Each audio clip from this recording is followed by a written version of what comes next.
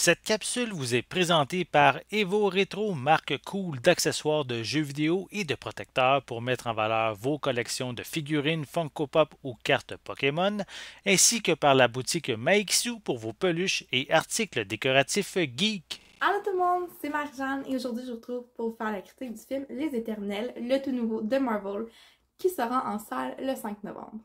Donc, Les Éternels, c'est un groupe de héros qui a été mis sur la Terre pour la protéger, elle et ses êtres humains.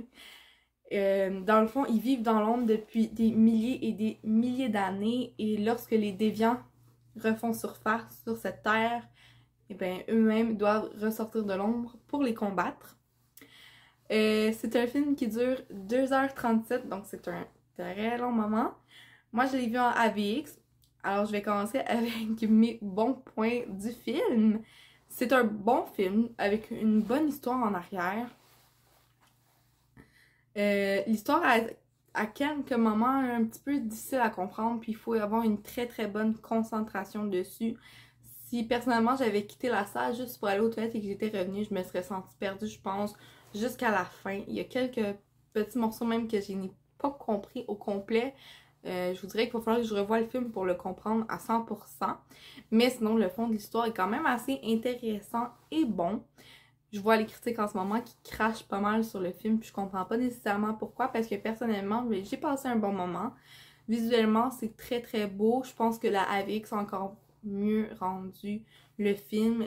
La qualité visuelle était au rendez-vous et tous les paysages de chaque pays qu'on peut voir à travers le film, c'est somptueux et merveilleux. Donc ça, c'est un autre excellent point selon moi. En plus de la musique qui vient vraiment ajouter un bel élément et un bel ajout à chaque scène. Comme chaque film Marvel, j'ai l'impression, la musique vient tout le temps nous chercher par en dedans puis rajouter vraiment un petit quelque chose. Par contre, comme je pense plusieurs films, ben, il y a des mauvais côtés. Puis ici, j'ai l'impression qu'on parle beaucoup plus de ceux-ci que des bons parce que je pense qu'on a l'habitude qu'avec les films Marvel, ça soit toujours intense, avec des grosses scènes d'action, puis que ça soit rapide. Et ce film-là, c'est vraiment pas ça. Si vous vous attendez à aller vous asseoir dans une salle puis avoir un film qui bouge constamment avec des grosses scènes de combat dans le style, peut-être pas de Endgame parce que rien n'est comparable à cela puisque c'était immense et grandiose, mais moi, j'aime comparer par exemple à un de mes préférés, là, c'est Le Soldat de l'hiver. Donc, si vous attendez à quelque chose comme ça avec beaucoup d'action, c'est pas ça. C'est un film avec beaucoup de blabla et de jasette et même des fois, peut-être pas nécessaire au film. Donc, ça rajoute beaucoup de temps. Je vous dirais qu'à un moment donné, là, je perdais ma concentration puis je me demandais si je quittais pas. C'est pas mon genre pourtant, là. Fait que c'est pour vous dire à quel point que je pouvais perdre justement ma concentration. En plus de ça, comme je l'ai mentionné un peu plus tôt, ben, il y a beaucoup de choses qui sont mal expliquées ou si c'est pas du tout expliqué. Et personnellement, j'ai trouvé qu'il y avait beaucoup trop de commentaires à l'univers de DC Comics. Certes, je peux comprendre qu'il y en a une qui ressemble à Flash puis l'autre à Superman, mais est-ce que c'est nécessaire d'en parler aussi souvent et aussi régulièrement à maintes et maintes reprises? Je pense pas que c'est nécessaire à l'histoire. Ça aurait pu être enlevé puis personne aurait dit quoi que ce soit à propos. Donc encore là, c'est une autre chose que j'ai trouvé inutile au film.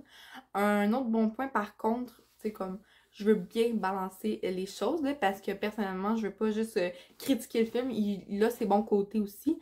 J'ai vraiment aimé le fait qu'on ait des pouvoirs différents de ce qu'on avait déjà pu voir, puis que chaque personnage se complète dans l'équipe et aide tous et chacun et emmène quelque chose de différent à l'histoire. Donc que ça soit une qui puisse transformer toutes les êtres qui ne sont pas vivants en d'autres matières. Donc eau, bois, pétales, arbres et plein d'autres choses. Il y en a un qui peut contrôler les esprits. Est-ce qu'il va le faire d'une bonne façon, d'une mauvaise façon? Ça, c'est à vous de le découvrir.